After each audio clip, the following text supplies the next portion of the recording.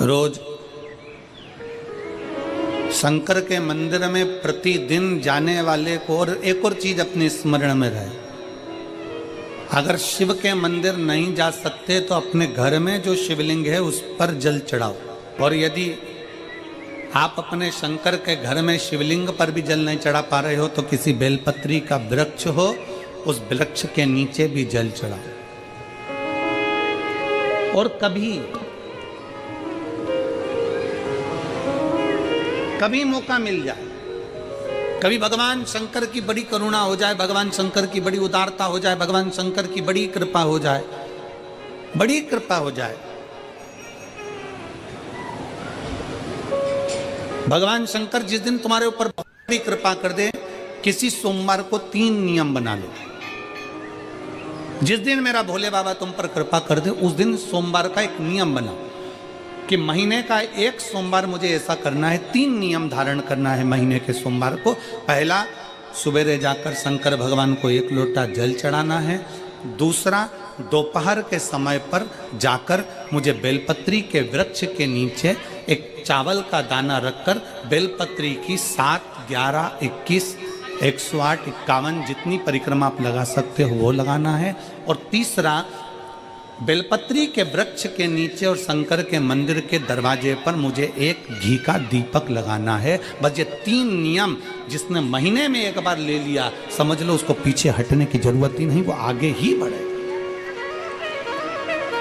महीने के किसी एक सोमवार का ऐसा नियम बना लो कि मुझे 3 नियम धारण करना है महीने के किसी भी एक सोमवार को। हम ये नहीं कहेंगे कि तुम सोमवार 5 पढ़ रहे हैं तो 5 को करो, 4 पढ़ रहे हैं तो 4 को करो, 3 पढ़ रहे हैं तो 3 को करो।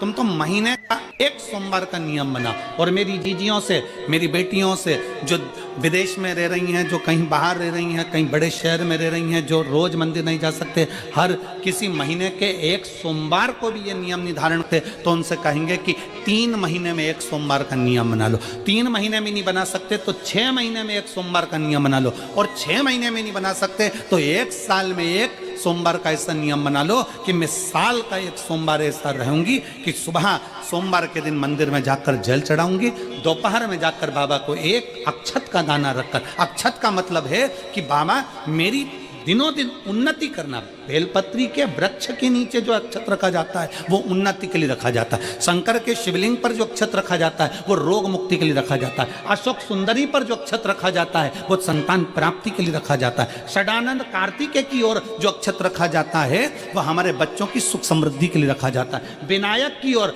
गणेश जी की ओर जो अक्षत रखा जाता है वह हमारे घर में कोई मंगल कार्य आ जाए उसके लिए रखा जाता है। और जो पीठिका होती है जिसपे शिवलिंग रखा होता है, पार्वती जी का हस्तकमल, उस पर अक्षत रखा जाता है तो नारी के अखंड सौभाग्य के लिए रखा जाता है। अक्षत रखने का भी तरीका है।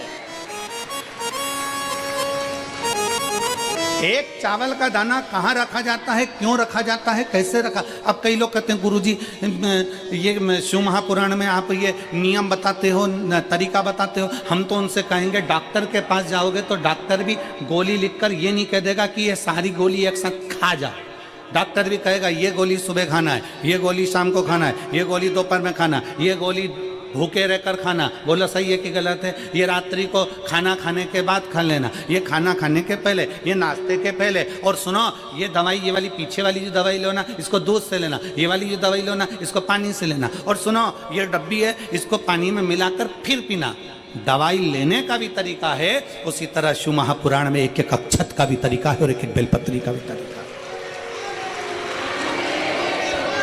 अब मान लो कई लोग कहते हैं गुरुजी आप ये तरीका बताते हो शिव पुराण के माध्यम से, कई लोगों के मन में संशय जागता है, तो अगर हम एक साथ चावल चढ़ा दे तो उसका क्या तरीका है? तो हमारा निवेदन है डॉक्टर जो दवाई ले एक ही बार में निपटा जाए, एक ही बार में खा ले। दवाई एक बार में पूरी खा गए असर नहीं करेगी, इसमें डॉक्टर का कोई दोष नहीं है। उसने तो बताया था ऐसे लेना, ऐसे लेना। और तुमने, मैं डॉक्टर साहब ने पूछा दवाई पूरी ली, शाम की दवाई भूल गई थी, सवेरे की दवाई भूल गई थी, ये दवाई भूल गई थी। डॉक्टर कहेगा हमने तो नियम बताया था, तुमने नहीं खाई तो असर कहाँ से करेगी?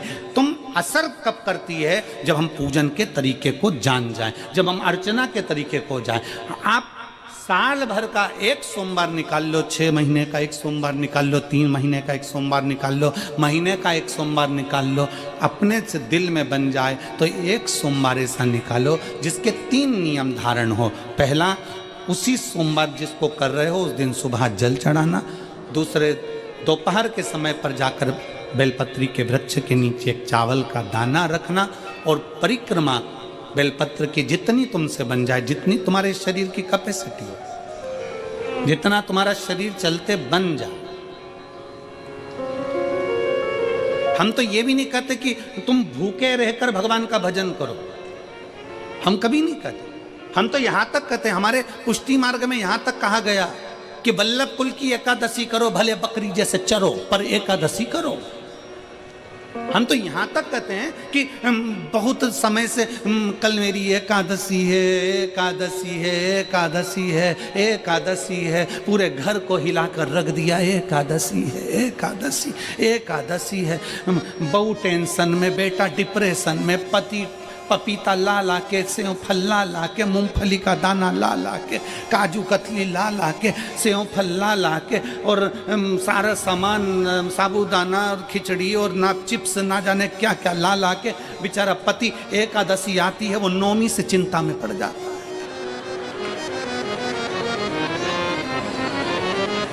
हम तो ये भी नहीं कहते कि तुम व्रत बहुत भारी करो, तुम व्रत उपास भी बहुत बहुत टेंशन वाला करो, ना ना ना।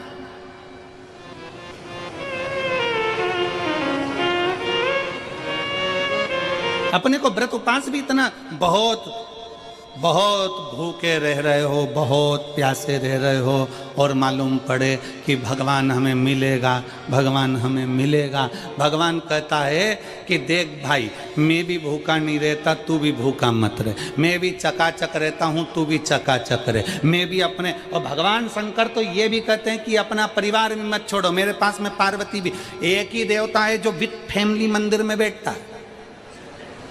शंकर जी हैं तो पार्वती जी है, तो गणेश जी हैं, तो कार्तिकेय जी हैं, तो नंदी है, सब मंदिर के अंदर चाहिए। शंकर भगवान अपने पूरे परिवार के साथ। शंकर जी तो ये कहते हैं अकेले तुम क्यों रहते हो। शिव जी की एक बात अपने ध्यान में रखना, कितनी सुंदर बात है शंकर भगवान की, बहुत ध्यान में रखिएगा। आप जौहरी नहीं हो, हीरे को नहीं परख सकते। हम भी जौहरी नहीं है, हम हीरा को नहीं समझ सकते। पर भगवान शंकर ने पृथ्वी पर जिसको जन्म दिया उसको जौहरी बनाकर पैदा किया है, उसको जौहरी बनाकर भेजा है कि आप भले हीरा को न समझो चलेगा, पर अपने नजदीक में कोई दुखी है तो उसकी पीड़ा को जरूर समझना। भगवान शंकर कहते हैं उसकी पीड़ा का स्मरण रखना।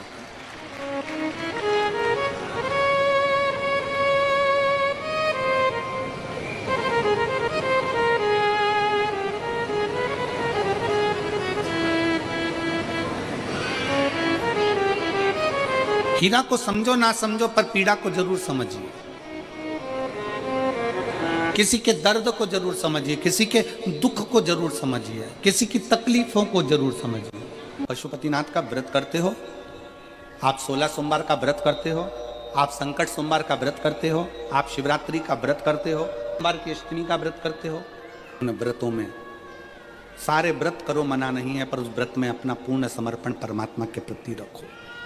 केवल खाना छोड़ा है, अन्न छोड़ा है, भोजन छोड़ा है, और दिन में सुबह से लेकर शाम तक 2-3 बार तुमने कुछ ना कुछ पाया है, वो व्रत हो सकता है आपकी दृष्टि में। पर हमारी दृष्टि में व्रत कौन सा है। शिव महापुराण की कथा कहती है कि सुबेरे आपका व्रत चालू हुआ, दूसरे दिन ब्रह्म मुहूर्त तक जो आपका व्रत आपने रखा है, भगवान का जो व्रत कर रहे हो, उस व्रत में एक बात अपने अंदर उतार कर रखो कि इस दिन मैं अपने मोबाइल का त्याग करती हूँ, पूरे दिन मैं मैसेज नहीं पढ़ूंगी, मैं देखूंगी नहीं, मैं अपशब्द नहीं कहूंगी, मैं जानूंगी नहीं। दूसरा, आज के दिन मेरा व्रत है, आज 1 महीने में, 15 दिन में, 2 दिन में, 20 दिन में मैंने अगर किसी से भी अपशब्द कहा होगा, आड़ा टेढ़ा कहा होगा, तो सबसे पहले आज व्रत वाले दिन मैं उसको सॉरी कहूंगी, क्षमा मांगूंगी और अपने हृदय से लगाने का प्रयास करूंगी। व्रत है, व्रत का तीसरा अंश, आज मेरा व्रत है, मैं आज के दिन किसी को भी अपशब्द नहीं बोलूंगी, किसी के लिए आड़ा तड़ा नहीं बोलूंगा। आज जितना बन सकेगा मैं सात्विक जीवन जीऊंगा। चौथा, आज मेरा व्रत है, आज के दिन मैं झूठ नहीं बोलूंगी, ना झूठ बोलूंगा सुबह से लेकर शाम तक। और पांचवा, आज व्रत वाला दिन है, जितना फलार मैं करूंगी उसका पैसा जोड़ूंगी कि 15 रुपए का मैंने साबुदाना खाया, 10 रुपए का बटाटा खाया, ये खाया वो खाया, सारा हिसाब लगाकर 55, 60, 70 रुपए जितने होते हैं उसमें से एक अंश निकालकर मैं उसका एक भाग किसी गौशाला में जाकर गाय को चारा जरूर दूंगी। आपका व्रत, आपकी साधना, आपका तप, आपका बल, आप कैसा कर रहे हैं? केवल भूखे रहने पर भगवत पद की प्राप्ति नहीं होती। शिव महापुराण की कथा कहती है कि भूखे रहने से भगवान की प्राप्ति नहीं होती। शिव पुराण की कथा कहती है भगवान को पाने की भूख बढ़ाने से भगवान की प्राप्ति होती है। भीतर से परमात्मा को पाने की भूख बढ़ाइए, भगवान को पाने की भूख बढ़ाओ भीतर से।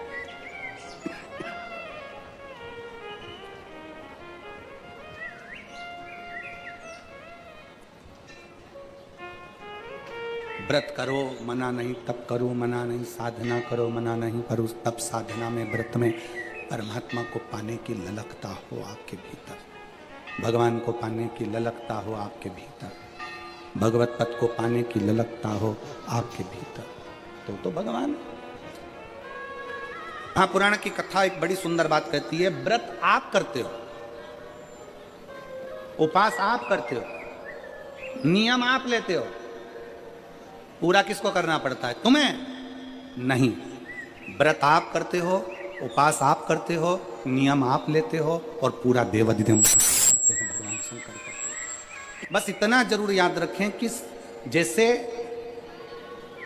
कुछ प्राप्त हो भी गया तो शिव को धन्यवाद देकर शंकर के दरवाजे पर जाते रहना, यह हमारा कर्तव्य है।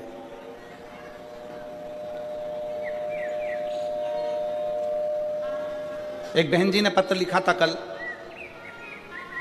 उस पत्र में बहन जी ने लिखा कि शिव महापुराण तप का मतलब क्या होता है? चलिए, उपास का मतलब बताओ। खाना छोड़ देना व्रत नहीं है,